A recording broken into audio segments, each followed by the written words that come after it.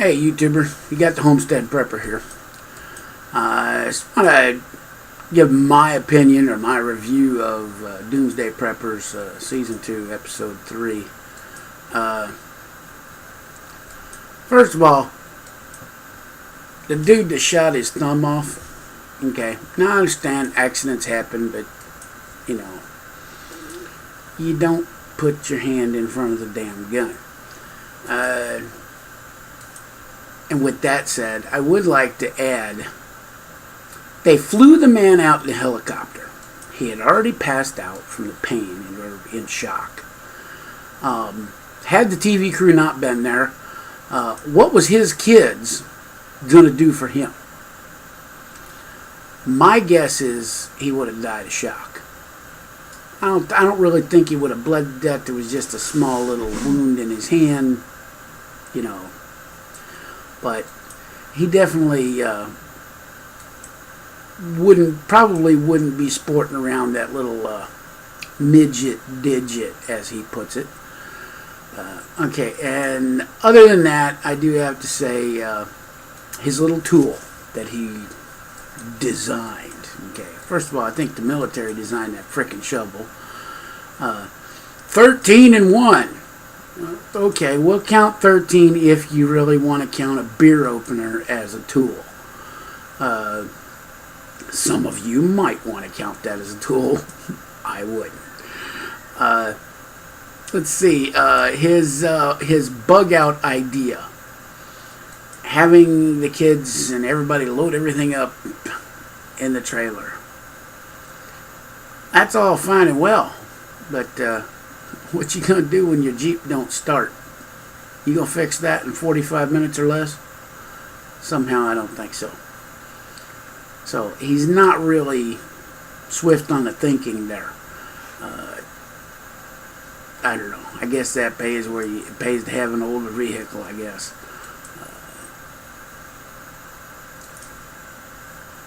The people that are, you know, I don't know, like the firefighter. Now, I was a firefighter up by Chicago for several years. It doesn't make a lot of sense to me to have a box of broken glass next to your door when you have little kids in the house. Probably not a good idea. Nobody ever touched on that. The other thing is, you're in an apartment. Most apartments have one door in, one door out. That's it. You've spread glass in front of it and barricaded yourself in the house. How you getting out to go get your food? You gonna walk on that glass? Duh. Not a whole lot of common sense there.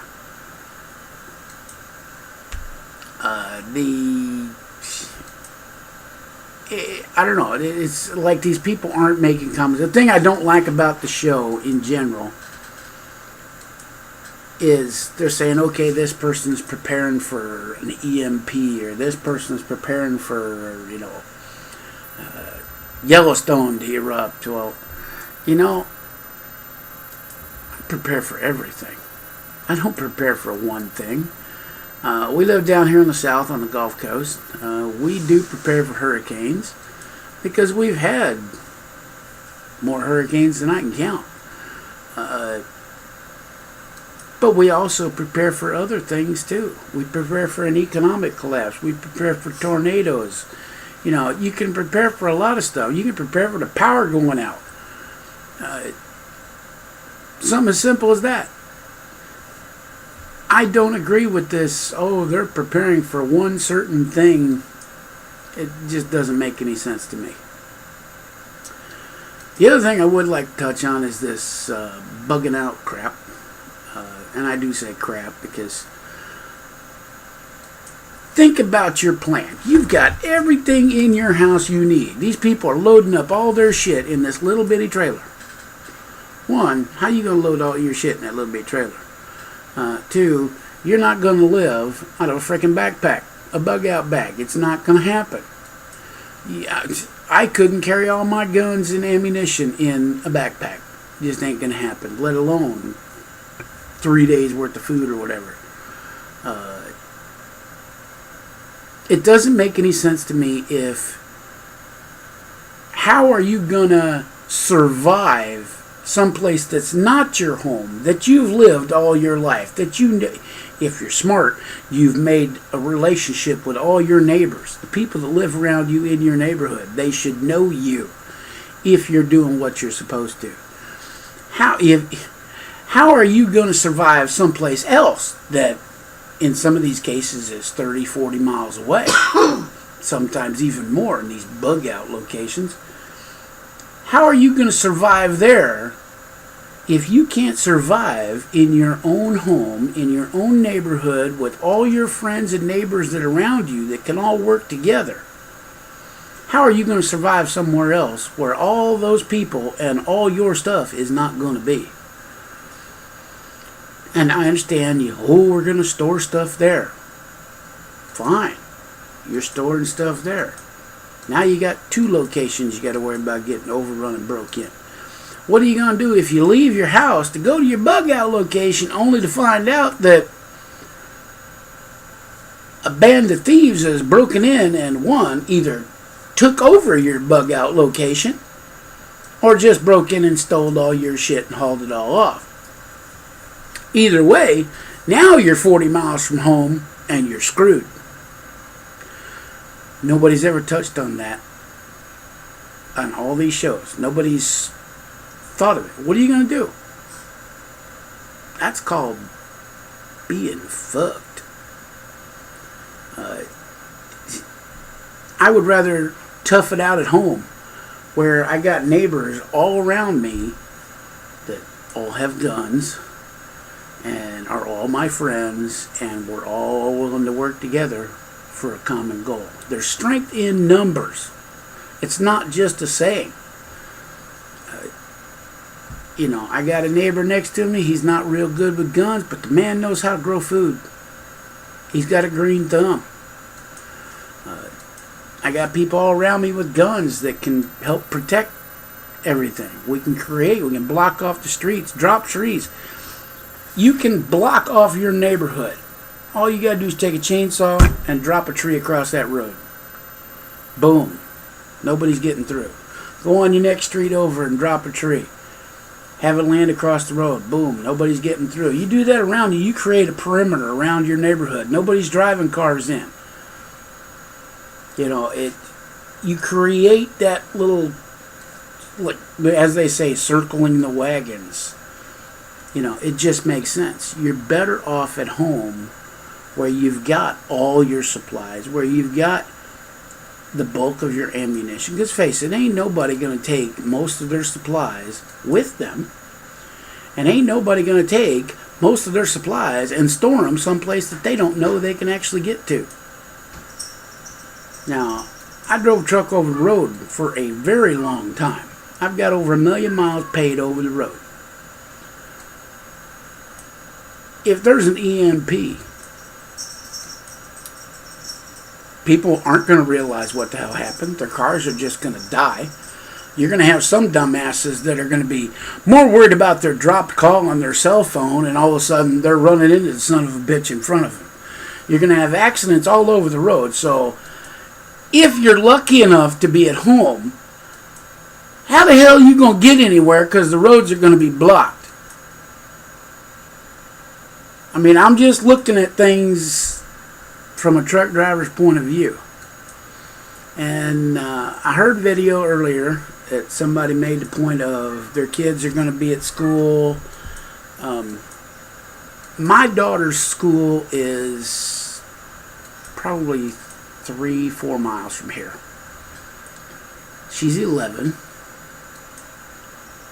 My question is, and I don't think anybody has posed this to any of the government agencies, what happens if there's an EMP? None of the buses are going to work.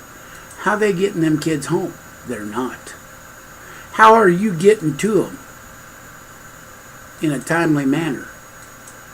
You best start hoofing it. Okay, now, what happens if you work 30 miles away from your daughter's school? You know, that's better than a damn marathon. How many of y'all can run a marathon? I know I can't. Now, I could walk there if I had to. At my daughter's school, you actually, if you're going to assign your kid, and undoubtedly they're going to have where you got to sign your kid out. They're not going to just let your kid walk home. Not if you got a decent school. But my question is, how's your local school going to handle that situation? Are they just going to let the kids walk home? Because my daughter's in grade school. There's a bunch of damn little kids. Hell, my daughter's one of the biggest kids in school. I trust that my daughter could retrace her route on the bus and get home, because she knows which way that bus goes. Now, granted, it's probably the long drawn out way, because she's going to be following the way the bus goes. So maybe I need to check and make sure my daughter knows the most direct route. I have been taking my daughter out and doing what's called geocaching. Take your little handheld GPS. A lot of people, you got them fucking iPhone crap with the little apps. I ain't got a phone like that. I ain't got no need for that shit. Take your little handheld GPS and log on to a geocaching site and take your kids out and go geocaching. It gets you exercise. That's what I do it for. It's fun for your kids. I do it for that. It helps me teach my daughter how to use a GPS in case she actually needs to use it. I teach her common sense things, like if you're lost out in the woods, follow a fence line. That's somebody's going to lead you somewhere. It might just lead you to the end of the damn field, but it's going to lead you somewhere. Teach your kid, if you're lost out in the woods and you find yourself a creek bed, follow that damn little creek bed or that river or that stream. It's going to lead you somewhere. That's the way civilization's always been built, along waterways. It gives you a chance to teach your kids something, that they're going to need to learn eventually. And plus, it's a nice bonding time, and it's exercise, and you're getting fresh air and all that good shit. But teach your kids the most direct route from their school to your house. Teach your kids ahead of time that if something happens, come straight home. If I'm not there, I'm working my way there. Because, you could be anywhere. Your wife could be uptown, 5 miles away, going grocery shopping. And she's probably going to have to walk home because the car ain't going to start. One of the ways you can tell if there's an EMP, look at your watch. A lot of people don't realize that. Look at your watch. You'll find out real quick. Chances are, if your car hasn't started or dies, and everyone around you's car doesn't start or dies, look at your watch. That'll tell you. So, just, I don't know, a few pearls of wisdom, or just one man's opinion. Y'all, hope for the best, prepare for the worst. We'll catch you the next episode.